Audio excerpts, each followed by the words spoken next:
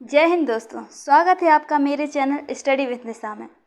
दोस्तों, जैसा कि हम सब जानते हैं कि किसी भी एग्ज़ाम की प्रिपरेशन में प्रीवियस ईयर क्वेश्चन कितने इम्पोर्टेंट होते हैं, क्योंकि इसी के बेस पे हम एक अंदाज़ा लगाते हैं कि फ्यूचर में किसी टॉपिक से रिलेटेड किस प्रकार से क्वेश्चन बनेंगे और इसी के बेस पे हम अपनी तैयारी जारी रखते हैं। दोस्तों, इसी चीज़ को ध्यान में रखते हुए मैं एक सीरीज स्टार्ट करने जा रही हूँ जिसमें हम यूपीएससी प्रीलिम्स के प्रीवियस ईयर क्वेश्चंस को डिस्कस करेंगे। इसमें भी हम ज्योग्राफी वाले सेक्टर को कवर करेंगे।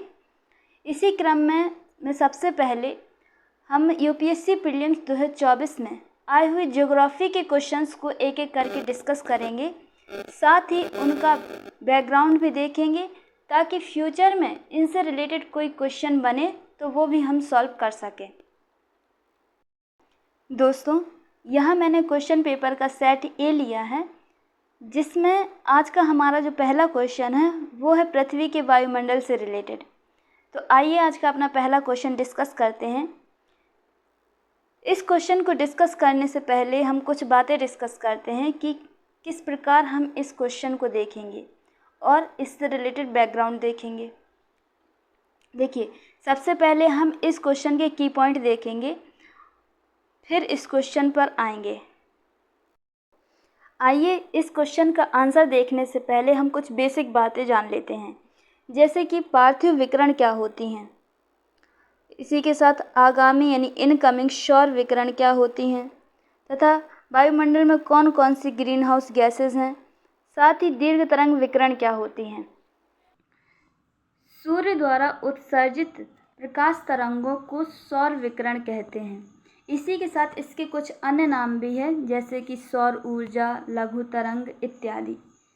ठीक है, जब ये सौर ऊर्जा पृथ्वी की ओर आती है तो पृथ्वी का वायुमंडल इसके लिए एक पारदर्शी माध्यम का कार्य करता है, अर्थात ये पृथ्वी के वायुमंडल को पार करते हुए पृथ्वी की सतह तक पहुंचती है।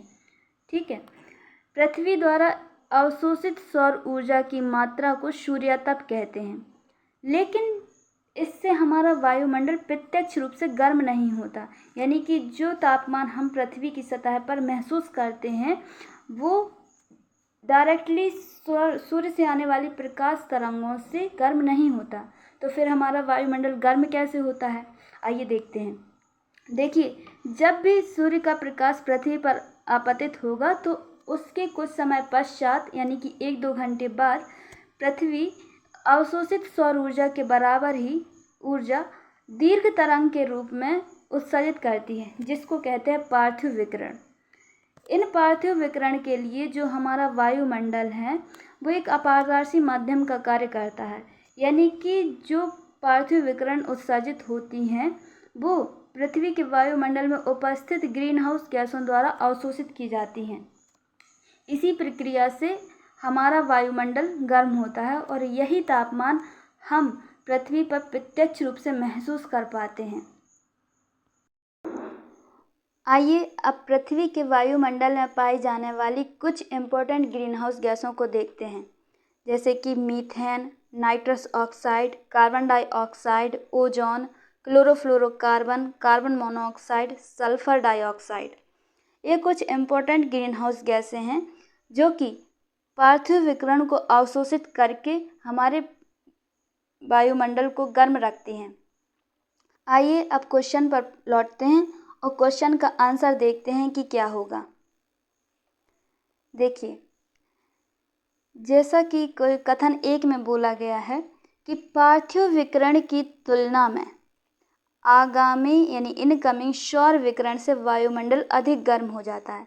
जैसा कि अभी हम सब देख चुके हैं कि जो हमारा वायुमंडल है मुख्य रूप से पार्थिव विकिरण से गर्म होता है, ना कि सौर विकिरण से, यानी कि जो कथन 1 दिया गया है वो गलत है।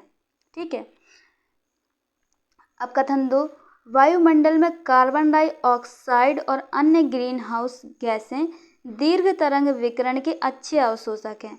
ये भी हम देख चुके हैं कि वायुमंडल में कुछ ग्रीन हाउस गैसें पाई जाती हैं जो कि दीर्घ तरंग विकिरण यानी कि पार्थिव विकिरण, जो कि हम जानते हैं कि पार्थिव विकिरण का ही एक नाम है, उसके अच्छे अवशोषक हैं।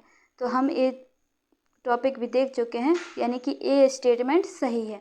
अब हमें देखना है कि हमारा आंसर कौन सा होगा। तो आंसर नंबर देखिए डी है, जो कथन 1 सही नहीं है किंतु कथन 2 सही है। तो ए वाला ऑप्शन बिल्कुल सही है, यानी कि इस क्वेश्चन का आंसर हो जाएगा ऑप्शन डी।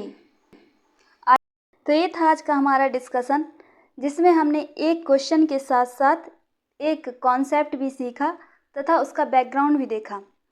आई होप आपको ये वीडियो पसंद आई होगी। तो मिलते हैं नेक्स्ट लेक्चर में नए टॉपिक के साथ, कुछ नया सीखेंगे। अगर वीडियो पसंद आई हो तो वीडियो को लाइक, शेयर एंड चैनल को सब्सक्राइब ज़रूर करें। Thank you.